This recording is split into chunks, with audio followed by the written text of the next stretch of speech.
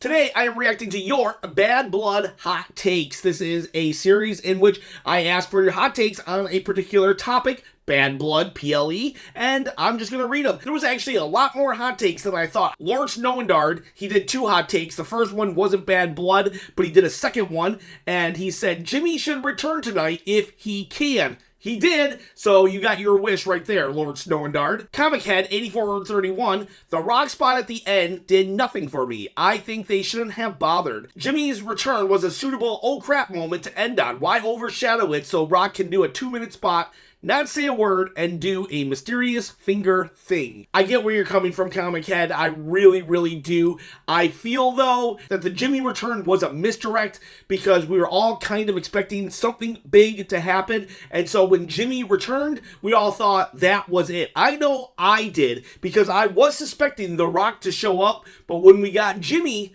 I was actually satisfied, and then we got The Rock. They don't typically do this. I believe AEW was the first to do this when they introduced Adam Cole, and then they had Daniel Bryan come out like 5 minutes later. So AEW did it first, and now WWE is doing it, and I think they pulled it off really well. I understand where you're coming from, though. It does definitely overshadow Jimmy's return, but storyline-wise and just for us getting to War Games, I think it was necessary, but you're heard, and you make a very valid point. And here's a hot take for you. Do you want to win this belt?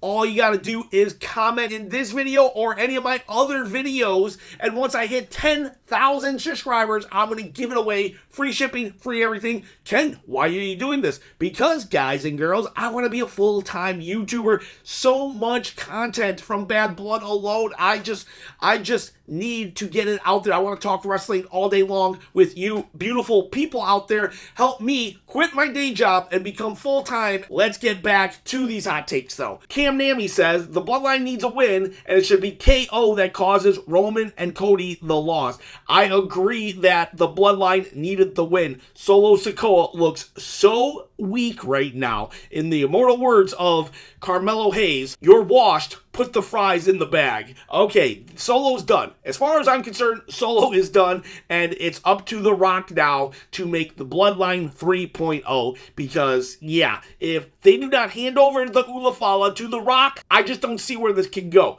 Roman and Cody needed to lose. And yeah, maybe it should have been KO. Maybe it should have been Randy Orton. Maybe it should have been Tozawa. I don't care. The Bloodline needed the win. They didn't get it, though. But let's see where we go from here because, you know, the final boss is back. Alan Cepeda says, did you see what KO did to Cody? I didn't, so I was like, what did he do? And I actually already did a video on this. I will put it in the tag up there. But basically, he was informing me that after Bad Blood, KO attacked Cody Rhodes where no WWE cameras were rolling. And this was all fan footage. Crazy viral marketing. Very awesome. Very cool. Love, love, love it. But if you want to see a better breakdown of my reaction or my hot take response, it's actually the video up there. Feel free to click on it right now. Remy Rouser, I think Punk winning was a mistake. It's hard to take Drew seriously as world champ if he can't beat CM Punk clean. Also, Punk didn't need the win. The entire build-up was basically Punk admitting he can't beat Drew, but he was going to drag him to hell with him. It should have ended like that with Drew basically dead, but victorious. I can see where you're coming from. Drew McIntyre is actually my personal favorite wrestler at the moment, but I believe that he can stand the loss. He'll just say something. CM Punk, I beat you up so bad, I don't even want to deal with you anymore. I made you bleed, and that's all I really wanted to do.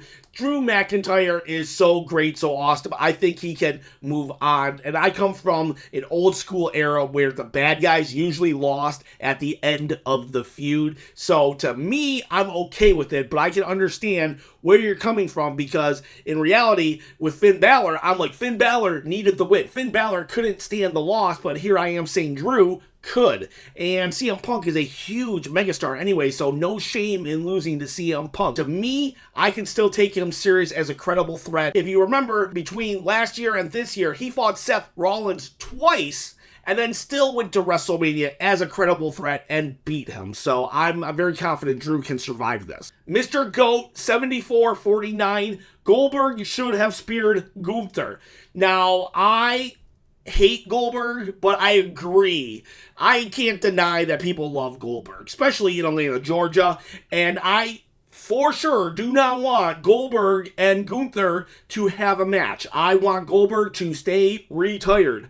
But the balance here is Goldberg could have got a spear, and that would have been a moral victory. A match? A spear? Yes. Monster Jam Brawny said, I never thought the Usos were good. Okay, that's an opinion. And I believe you are in the minority here, because to me, the Usos might be my second or third favorite tag team of all time. I love the Usos, but it's okay. You can like a wrestler or wrestlers that I don't like, and I can like ones that you don't like. This is an open forum. Everybody is welcome here. You don't like the Usos, I personally do, and you are still welcome on the channel, just like I hope you will still be watching my videos now that you know that I am a huge Uso fan. Chris Handsome 7012, super sick of the Terror Twins looking so insurmountably stronger than their Judgment Day counterparts. How TF are we supposed to take the storyline seriously if there's almost no threat aside from numbers? I 1000% agree with you, Handsome Chris, or Chris Handsome. In fact, even when they have the numbers, half the time, even more than half the time, they're still losing to the Terror Twins. Wow. 3-on-1, and Damian Priest made it look easy. Good for Damian Priest in getting the super push, but horrible, horrible, horrible for the entire Judgment Day. I feel that I hope you can feel my disgust in the booking of Finn Balor and Judgment Day in this answer. Terrible, terrible, terrible. I love you, Triple H, but to me, this is a bad call. But hey, it's your call to make, and I'm going to watch WWE regardless. Oof, Master. I like that name. That's a good one. Oof, Master. 1003. Part-timers should not have main event matches and or take up the spotlight from current full-timers. Either show up and compete every week or stay out. I definitely 100% had this opinion at one point in my life. I hated part-time Brock Lesnar. I hated part-time Goldberg. I did not like it. And then Roman Reigns became a part-timer, and honestly, I kind of just stopped yelling at the cloud and kind of gave in. And to me, The Rock is a little different. I get what you're saying, Oomph Master. I 100% do. I see what you're saying. It's a valid point. And there's probably a lot of people on your side of the argument. And who knows, maybe you are even more right than I am. However, when it comes to The Rock, here is a dude who is a third-generation star, has done so much for the business, he's The Rock, the most charismatic wrestler in all of sports entertainment. This dude was in the Attitude Era during the heyday, and I feel, unlike Goldberg and even Brock Lesnar, The Rock is going to bring back tons and tons of people, tons of eyes onto the product, whether it's new eyes or returning eyes from yesteryear. So The Rock, to me, is a part-timer who can come and go as he pleases. Now, I will say this, though. I might be biased because, A, I've loved The Rock forever, but B, if The Rock wasn't the final boss version of The Rock, I'd probably be agreeing with you, to be honest with you. I have not really liked The Rock on all his comeback tours when he was a babyface. I did not like it. And so I probably would have been like, oh, I don't like part-timers if I didn't like this character. So that's full disclosure. I love the final boss character, so I'm probably a little more willing to be like, nah, part-timers are okay. You get what I'm saying? So I'm probably a little biased here, Oomph Master, because, I love the final boss. So awesome. But also, though, I do love The Rock, and I love his passion for wrestling. So that's why I'm okay with it. But again, I get why you're not, and your points are valid. Very, very valid. Ultra Shadow Games. The crowd went mid for Raquel's return after she was dealing with health issues. So the health issue thing, I think, is not necessarily the main point of this comment, but Raquel did have health issues, so that aside, the crowd went mid for Raquel. They didn't really pop hard or anything like that. It wasn't like Rhea Ripley's return where they popped, or it's not going to be like Becky Lynch's return where everybody cheers, or even Charlotte Flair where everybody boos. Raquel, even though she's a former tag champion and even an NXT women's champion, she's not really well known. Yeah, she was on the main roster. She even won a tag team title with Liv Morgan, but let's be honest, that was like 2022, 23? No, 22? Most people probably didn't even know who she was and probably feel that she's just this new wrestler that Liv hired to help her. So I get why they went mid, but I don't think it was because nobody liked her. I think it's just WWE needs to rebuild her and package her so people know who she is. At 860, Phantom 7 thought Bloodline was going to reunite and beat the dog crap out of Cody. I had that as one of my crazy outcomes. What if Roman won and then everybody just bowed to him and acknowledged him? That would have been epic and just like jaw-dropping, a way to get Roman all his heat back as a villain, but I think they want to see how far they can take this Roman face turn to the bait. Feels like Owen's been triggered by someone who is bald, Venom, and who knows and hates Cody secretly. I can't pronounce the name, so I'm not even going to try and apologize. I think he's referring to the KO fight, saying that there is secretly someone bald pulling the strings, and I promise you, I was here. I have an alibi. I did not turn KO against Cody Rhodes. I guess the most likely next suspect would be Randy Orton, RKO. I do believe that this subscriber could be onto something. Negligence 3440. The main event, in my opinion, was one of the best B-tier PLE matches of all time. Everything from the returns, the in-ring work, and the unpredictability really made it exciting. Cannot wait for SmackDown. I'm not sure all time, but I would say this, it's probably the second best PLE of 2024. I agree with you, Negligence, in regards to it being a just stellar show. Another name that I cannot pronounce, 4903, Tiffany Stratton will fail her cash-in. So this was probably during the PLE, and she did not actually cash it in. There was a tease, but didn't happen. And I don't know if this person is saying in general she'll fail. I don't know. I hope she doesn't. Right now, the women's cash-in has a 100% track record, and I don't want Tiffany to be the first to lose. Now, if somebody was going to lose, Tiffany would be a good case because she has star written all over her, so even if she did lose, she could definitely recover, but I still want that. I still want the 100% track record going on for the briefcase. I loved it when the men's was almost a guarantee, so at least we can keep it for the women's. Jay Crack at 24. Rhea should have won. She got attacked and it ended in a DQ, and that was BS. I feel the DQ finish was actually a botch, and I do think, though, that Rhea was supposed to lose because even Raquel Rodriguez, she still put Liv over Rhea as if Liv was going to pin Rhea. I don't think Raquel realized that a DQ had happened. There was some kind of botch or miscommunication where the referee had no choice but to call for the bell, because the referees have always been instructed that even if the wrestler is supposed to get pinned, if they don't kick out, just go for the 3 count, and I think that's what happened here. But whether or not you feel Rhea should have won, that's another story, because I don't think she was walking out regardless. I do think it's time for Rhea to get the belt back, and Judgment Day right now is a joke anyway, so who cares? AMOCC, I think. They wasted The Rock's return. The match should have ended with Jimmy's return, and Punk and McIntyre should have main evented with Cody, Roman, and versus Kirkland, the Kirkland, oh, that's a new one, the Kirkland Tribal Chief and Jacob Fatu opening the show. Kirkland, that's the Costco brand of things. I heard Tamu and Wish.com, Tribal Chief, but never Kirkland. I see what you're saying. I've already addressed The Rock's return and why it happened. I get it. I see the point there.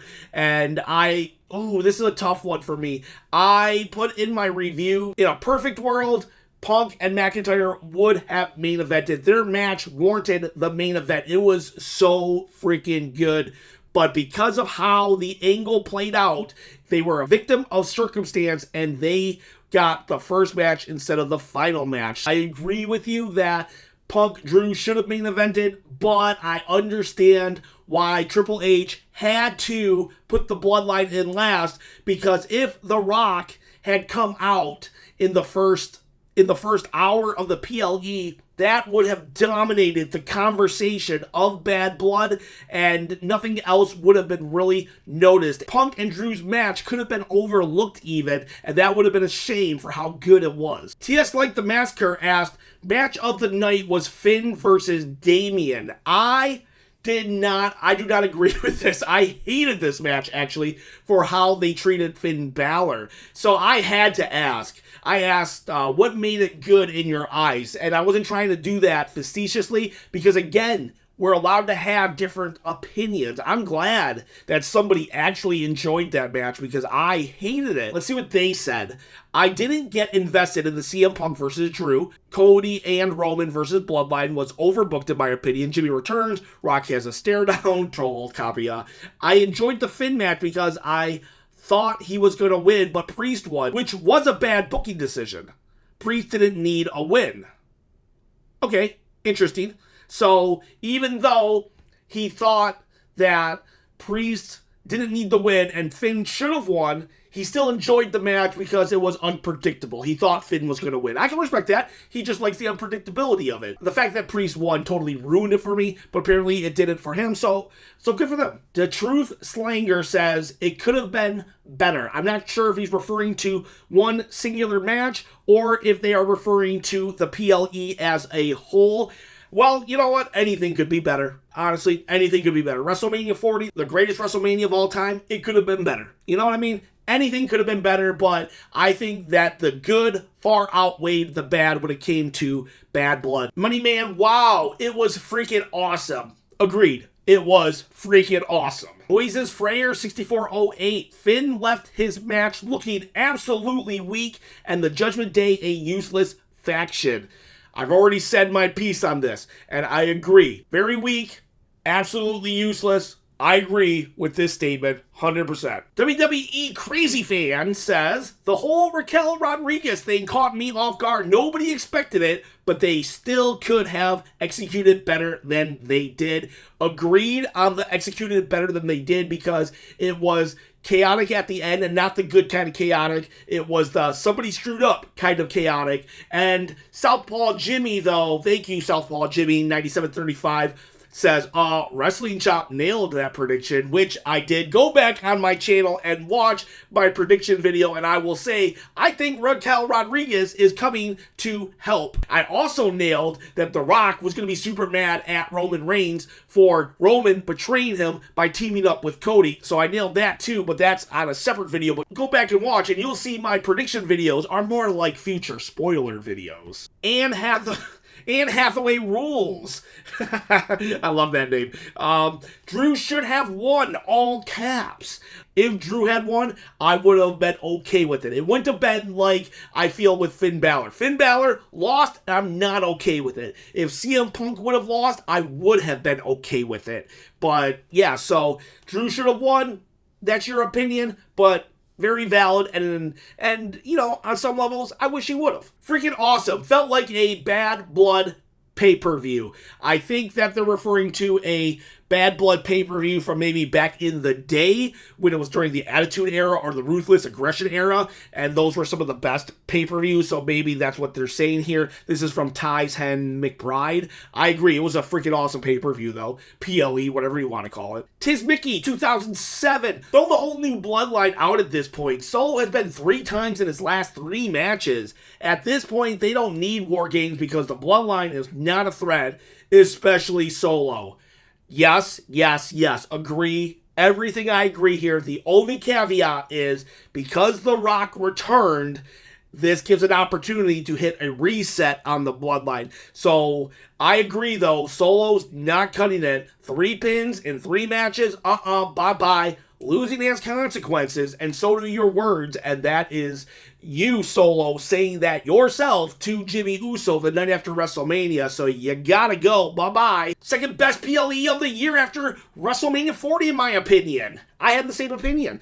CM Punk versus Drew, show stealer, Nia, Bayley put on a pretty decent match. Roman and Cody teaming up felt like Goku and Vegeta. I'm not an avid Dragon Ball watcher. Jimmy Uso returned, the final boss, The Rock is back. This was really awesome. Bad Blood 2024 gets a 9 out of 10 from me. The only thing I didn't like was the terrible ending to Rhea versus Liv, and Damian Priest defeating Finn Balor made Finn look incredibly weak, but overall an amazing show. You know, Jacob Sokolo, however you pronounce your name, we are very much on the same opinion. Go watch my review video. I actually say a lot of these same things that you're saying, although I didn't bring in a Dragon Ball reference. We're pretty much one per one on how we viewed Bad Blood. If you don't want to watch my review video, then just reread this comment, because that's basically what I said. Metal Mayhem, great show. I honestly would have liked to see a title change hands tonight, but given the only 2 title matches, he understood why, for storyline purposes, why they didn't. The only disappointing part, the Damian Priest-Finn Balor match was honestly an awesome match, but it was vastly overshadowed by Hell in a Cell and the main event.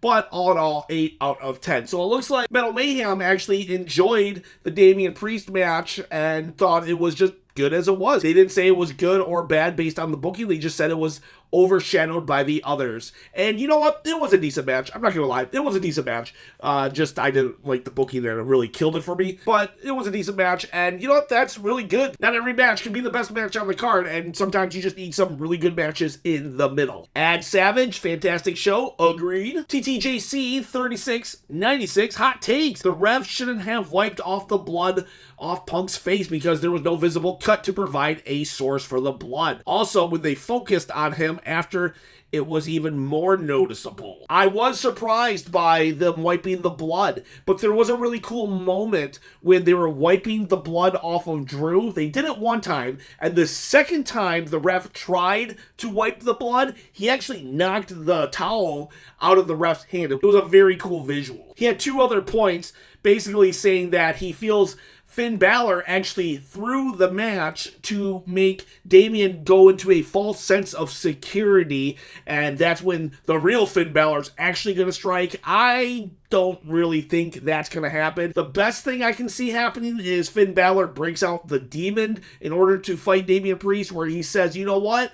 This version of Finn Balor sucks, so I'm going to dig deep inside myself to a very dark place, and that Finn Balor comes out, the demon version of Finn Balor. He also mentions the chaotic ending of the Liv match, thinking that, you know, why did someone tell the ref in their earpiece to look the other way? Nickel Bellic, 8627, Drew and Chelsea Green are the most underrated wrestlers in the world. Chelsea Green, her dumpster match was awesome on SmackDown. She is a very underrated hidden gem on the WWE roster, but Drew McIntyre, as main event players go, he probably does not get the credit he deserves, because he has done so much this year, and it's almost all of it has been on his shoulders. Don't be like, well, CM Punk has been a part of it too. I know, but CM Punk, he comes and he goes, he's been injured, and this feud has been so awesome that it's been Drew McIntyre carrying a lot of the load. These are your final 2 comments. So, the Diamond King, 24609, 9.8 out of 10. Awesome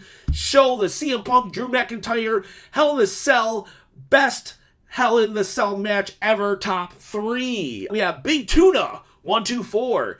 Punk vs. Drew is going down as top 5 Hell in the Cell match of all time, and I can agree with that. I can agree with that because basically you have either the Diamond King saying top 3 or Big Tuna saying top 5. I'll go with Big Tuna to play it safe because I'm going to go Hell in the Cell, Undertaker Shawn Michaels, and Hell in the Cell, Undertaker Mankind. Those are your top 2. You can debate which one is better. They are good for different reasons. So now, who is top 3, top 4, top 5? I would also say there was a good Triple H Batista Hell in a Cell. Well, you could do the 6-pack Armageddon Hell in the Cell as well, but I'm not going to. I'm actually going to say I liked the Brock Lesnar Undertaker Hell in a Cell. That was actually a low-key good one as well. Top 5, though, I'll go with Big Tuna. I agree. Drew and Punk, they did a phenomenal job, and they are top 5 Hell in a Cell, if not top 3. Guys, girls, what did you think of the hot takes? Please let me know in the comments below,